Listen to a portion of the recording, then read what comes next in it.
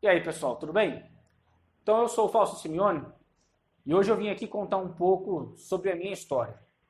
E a minha história tem início, então, em 2008, quando eu me formo na faculdade e eu vou me ingressar no mercado de trabalho.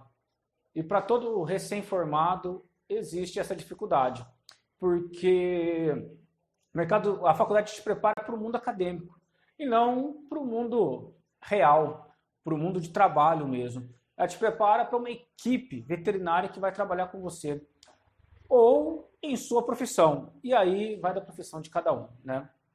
Mas eu me recordo bem que quando eu me formei, minha maior dificuldade era arrumar um trabalho. E aí com isso meu pai, ele sempre nos aconselhou e ele nos dizia o seguinte: filho, você precisa fazer o melhor, tá? Não importa aonde você vai trabalhar, não importa o setor que você vai estar, mas você precisa desempenhar o melhor. E por causa disso, existe uma história da vida do meu pai.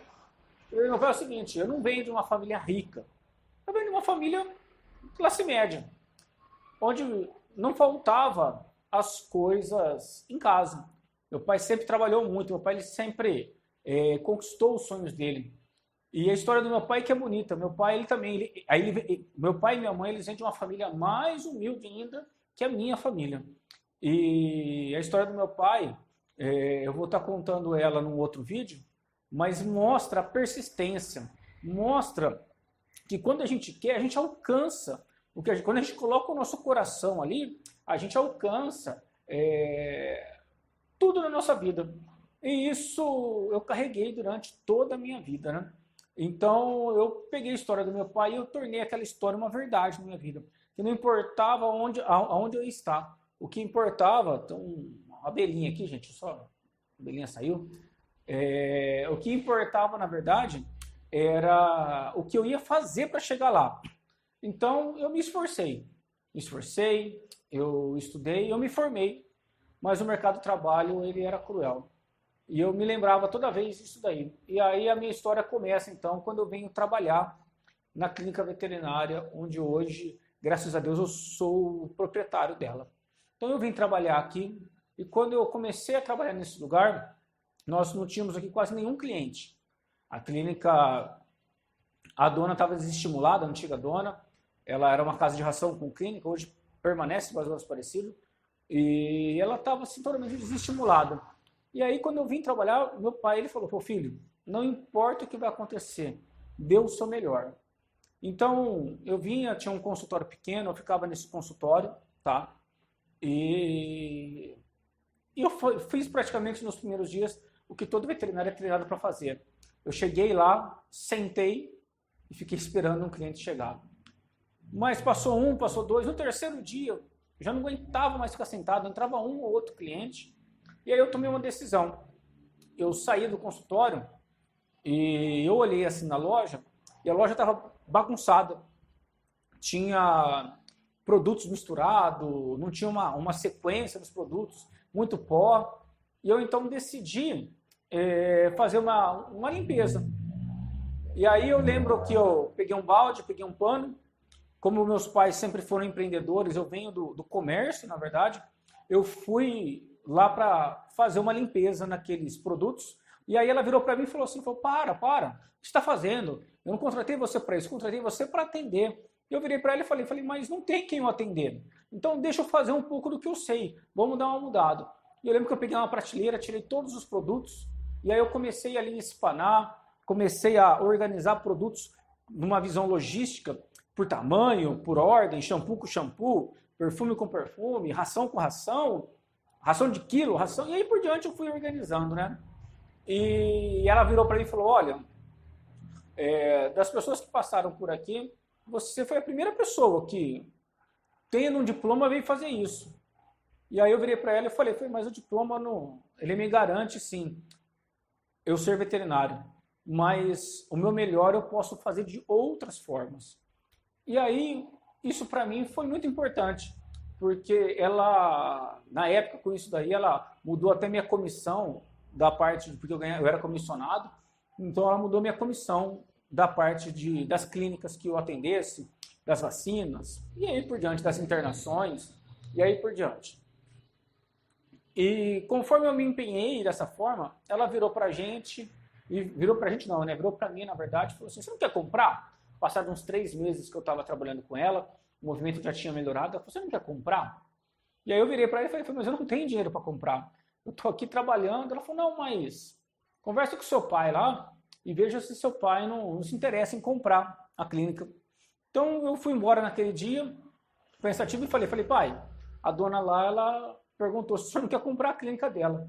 Na época a gente estava vindo de uma crise parecida com essa que está acontecendo, e meu pai ele virou e falou assim, olha, a gente não tem dinheiro, você sabe que as nossas economias eu usei para formar você.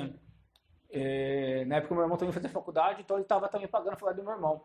E aí ele falou isso daí, eu sabia que não tinha dinheiro mesmo. Nós tínhamos vendido os carros, estávamos apenas com um carro, e então eu sabia da dificuldade, que a dificuldade era real. Aí chegando em casa, então ele pensou e falou, ó, vamos amanhã lá conversar com ela. E aí ele subiu, veio comigo, nós conversamos com ela e ele fez uma proposta. Eu falei para ela, pô, a senhora quer vender? Quero. E a proposta que ele fez foi a seguinte, então, nós não temos dinheiro. Eu pago você com o rendimento da clínica. Quanto que a clínica rende por mês hoje? Ela rende tanto. Quanto você quer no ponto? Quero, então eu pago você assim, tudo bem? Fechado. Fomos ao contador dela, com o advogado. Eles fizeram um contrato e nós assinamos. E aí, então, eu mergulhei de cabeça. Mergulhei porque eu tinha que honrar aquele compromisso. E em 12 meses nós honramos aquele compromisso. Em um ano nós quitamos a clínica. Pagamos todo o valor que ela havia nos pedido. Né? Então isso me marcou, isso me mostrou que de fato eu não preciso de dinheiro. Eu preciso da oportunidade. A oportunidade, ela ajuda em todas as coisas. E eu tive essa oportunidade. Meu pai, ele topou, ele fez a proposta. E aí nós compramos, então, a clínica, começamos a trabalhar, começamos aqui a correr atrás. Em um ano, conseguimos, sem dinheiro, pagar a clínica. Isso me marcou muito, porque o que meu pai falava era verdade. Era só a gente pôr o nosso coração. Era só empenhar a nossa vida naquilo ali, que aquilo acontece. E aí eu me empenhei. E aí eu comecei então a trabalhar.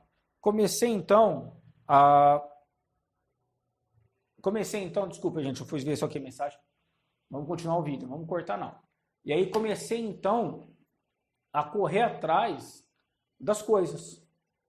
E com isso fomos devagarzinho ampliando a clínica, fomos devagarzinho melhorando o nosso meio de trabalho, fomos agregando equipamentos novos, mudamos, reformamos a clínica, pintamos e fomos dando condição para que os proprietários pudessem se sentir cada vez mais em casa.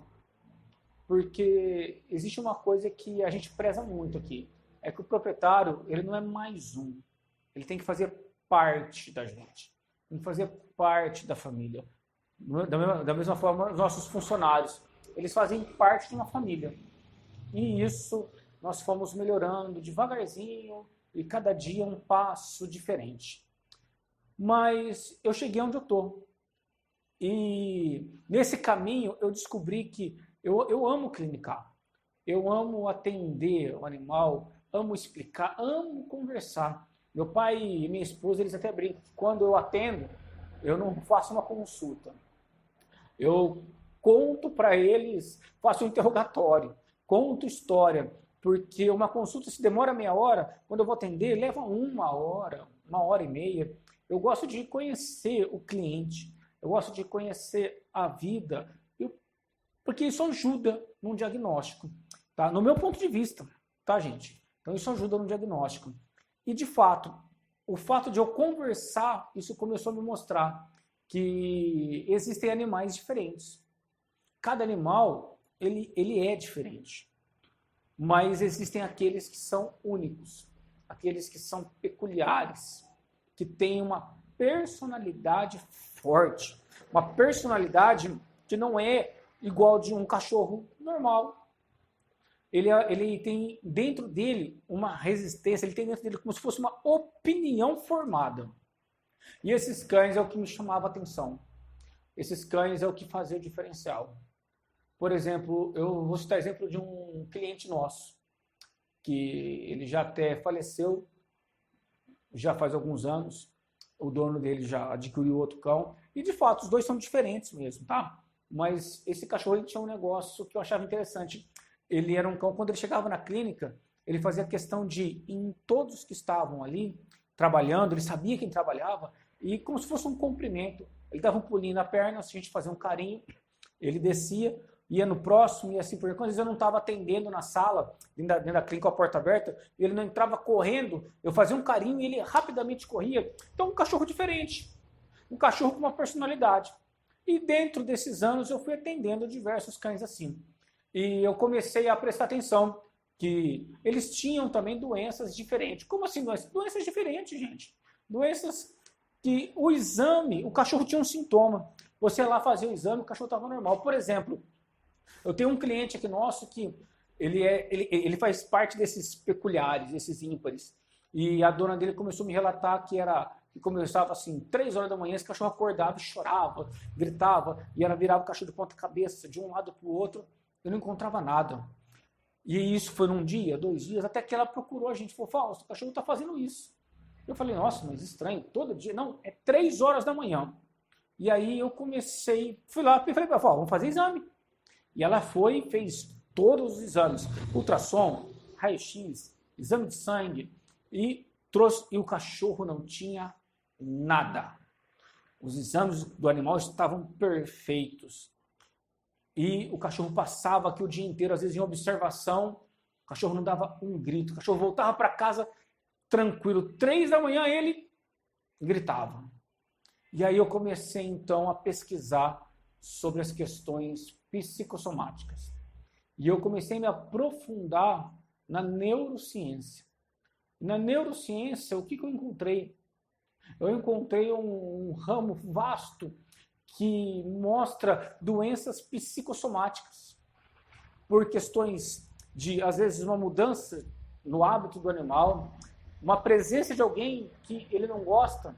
E isso foi assim, eu comecei a me aprofundar cada vez mais nisso daí, e eu descobri algo que ia mudar a minha vida.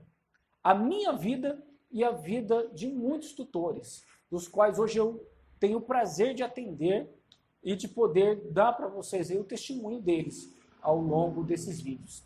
Então, eu criei uma metodologia de tratamento chamado Realbility. O Realbility, ele constitui no quê? Em dizer para você o seguinte, você já pensou em tratar um cachorro só com animais? 100% com animais? Somente tendo ali a figura de um veterinário ou de um funcionário nosso só para observar esses animais? Gente. Eu comecei a pesquisar e a ver pesquisadores que estudam o comportamento animal a mostrarem algumas características. E eu comecei a ver que essas características, ao longo dos anos, elas foram se perdendo. Mas não porque o animal queria, não, porque nós fizemos isso. Nós tornamos precoce a retirada do animal da sua mãe, daquela figura que poderia dar um caminho para ele. Imagina você que tem um filho e o seu filho é retirado do leito paterno e materno com uns 3 meses de idade, vamos colocar aí, vamos cortar um pouquinho mais, 6 meses de idade. E ele é levado e é criado por outra pessoa. Qual é o referencial que ele vai ter seu? Qual é a estrutura que ele vai ter sua? Praticamente nenhuma. Ele pode ter uma pequena lembrança. E é isso que eu comecei a observar. Esses cães com uma certa personalidade era um conflito. Um conflito de uma pequena lembrança que eles hoje não conseguem identificar se eles são cachorro, se eles são gente, o que eles são. E o Realbility vem mostrar isso. O Realbility, ele vem mostrar para o cachorro que ele é um cachorro. E que existem coisas do meio animal que estão gravados no DNA dele, que estão gravados na mente dele, que faz a diferença na vida dele. E com isso eu comecei a ver a mudança de diversos tutores. Com esse método, eu comecei a ver que os animais se tornaram animais mais felizes, se tornaram animais mais sociáveis, se tornaram animais numa convivência que eles nunca tiveram. E com isso, devolveram a vida a muitos tutores. Por exemplo, eu tinha aqui tutores que não podia chamar a pessoa em casa, porque o animal era possessivo, ou agressivo, ou medroso demais. E se a visita fosse, esse cachorro voltava a destruir a casa. E hoje a pessoa ela pode chamar qualquer pessoa na casa dela, que esse animal não faz mais nada. Esse animal, muito pelo contrário, ele brinca, ele interage, ele faz parte da vida familiar de verdade. Pessoas que deixaram de viajar, pessoas que não podiam ir na casa de parente, porque chegava lá, o animal não se comportava, mas não era só porque, não, tinha outra, não se comportava. Vamos dizer assim, um animal antissocial. E isso, com esse tratamento, me mostrou que esses tutores se tornaram pessoas até mais felizes, porque eles puderam voltar a ter uma convivência. E nesse momento que nós estamos passando, nós interrompemos essas atividades. É por isso que eu estou gravando hoje. É porque nós interrompemos as atividades e nós fomos intimados pelos nossos proprietários a voltar com as atividades. Porque alguns desses cães, não todos, mas alguns desses cães apresentaram uma necessidade de estar lá presente. E isso tem nos ajudado, vou confessar para vocês, a passar esse momento difícil, onde tudo está fechado, mostrando que a questão social ela é importante.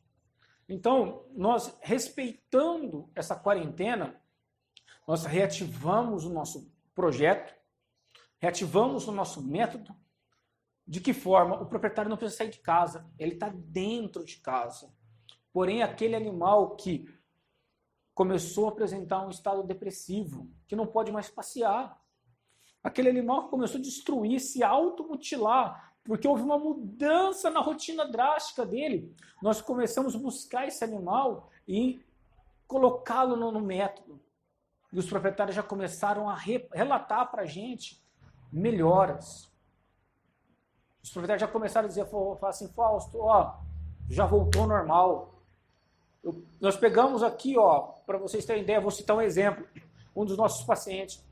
É verdade, ele desenvolveu uma otite sanguinolenta. Nós trouxemos, fizemos tratamento, mas ela melhorava, mas não estava resolvendo, durante esse período aqui da pandemia. E o que aconteceu? Nós, então, introduzimos ele de novo no Reabilite. E a dona nos relatou, nós temos acompanhado, que com questão de 15 dias, ele já apresentou, ele sarou praticamente sem medicamento nenhum. É isso que o Reabilite faz. E é isso que eu quero mostrar para vocês. Gente, eu agradeço a atenção de vocês. Isso é um pouco da nossa história.